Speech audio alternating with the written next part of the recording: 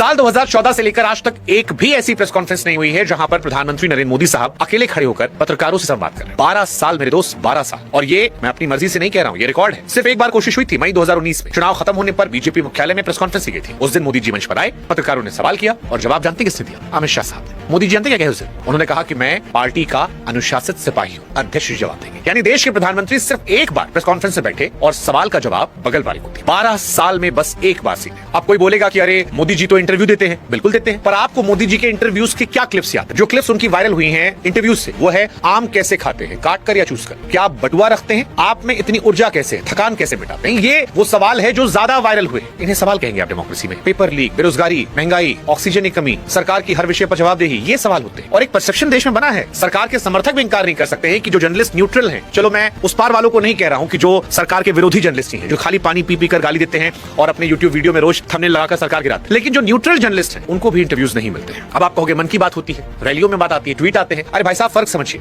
मन की बात में सवाल चूज किए जा सकते हैं या अपने मन की बात होती है, कोई पूछता नहीं है। रैली में कोई पूछता नहीं, ट्वीट एक तरफा संवाद बोला जा रहा है, लेकिन सिर्फ वहां पर जहां पर सवाल नहीं पूछ सकते। और ये संवाद नहीं है, ये भाषण है। संवाद दो तरफा होता है, एक बोले दूसरा पूछे, लेकिन आज सिर्फ एक तरफ से आवाज आती है। प्रधानमंत्री नरेंद्र मोदी साहब खामोश क्यों रहते हैं हर इंपॉर्टेंट विषय पर? यह सवाल केवल आज नीट को लेकर नहीं है, पिछले 10-12 सालों का पैटर्न है। और ये पैटर्न अब देश को परेशान कर रहा है कि मोदी जी चुप क्यों? आप याद कीजिए, मणिपुर महीनों चला, लंबा दौरा नहीं, लंबा संबोधन नहीं, वीडियोस वायरल होने पर संसद के बाहर कुछ सेकंड। कोविड, आपको थाली बजाने का सीन याद होगा, लेकिन कोविड में जब दूसरी लहर आई थी, भाषण आए थे, ऑक्सीजन के सीधे सवाल पर सीधा जवाब कभी नहीं, और वो दौर बहुत टफ था। किसान आंदोलन, साल भर वो सीमा पर बैठे रहे, ऊपर से सीधी बातचीत महीनों बाद की। अग्निपथ, जब नौजवान सड़कों पर उतरे, मंत्री बोले, प्रधानमंत्री नहीं आए। संसद में विपक्ष ने एक पर्टिकुलर बिजनेसमैन को लेकर बार बार सवाल, चले नाम ले लेते हैं, अंबानी अडानी को लेकर बार बार सवाल पूछा। प्रधानमंत्री जी ने कई बार जवाब दिए, लेकिन उन नामों पर एक शब्द नहीं दिया। पेपर लीक, ये तो अब एक रोजमर्रा की जिंदगी का हिस्सा हो गया है, न्यू नॉर्मल। हर बार मंत्री, हर बार एजेंसी, लेकिन प्रधानमंत्री कभी नहीं। और एक और बात, राजनीति भीड़ के पीछे तब आती है जब भीड़ पहले से खड़ी हो। अक्सर मुद्दों पर राजनीतिक पार्टियां आग नहीं लगाती, वो आग देखकर हाथ सेकने आती है। और आग किसने लगाई?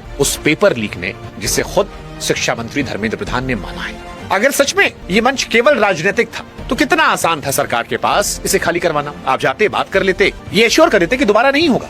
एक मंत्री जिसकी अगुवाई में मल्टीपल पेपर लीक हुए हैं, उनको हटा देते। इतनी सी मांग थी ना। इस देश में पहले भी नैतिकता के आधार पर इस्तीफे हुए हैं, लेकिन ये नहीं किया गया। राजनीति को मौका किसने दिया? प्रधानमंत्री की खामोशी ने। सरकार की चुप्पी वो खाद होती है जिस पर हर पॉलिटिकल पार्टी की फसल लहलाती है, और यही देखना। इसलिए जो झंडा गिन रहे हैं कि समाजवादी पार्टी वाला था, आम आदमी पार्टी वाला था, जेएनयू वाला था, उनसे फिर मैं कहूंगा, सवाल ये पूछो कि बात क्यों नहीं हुई।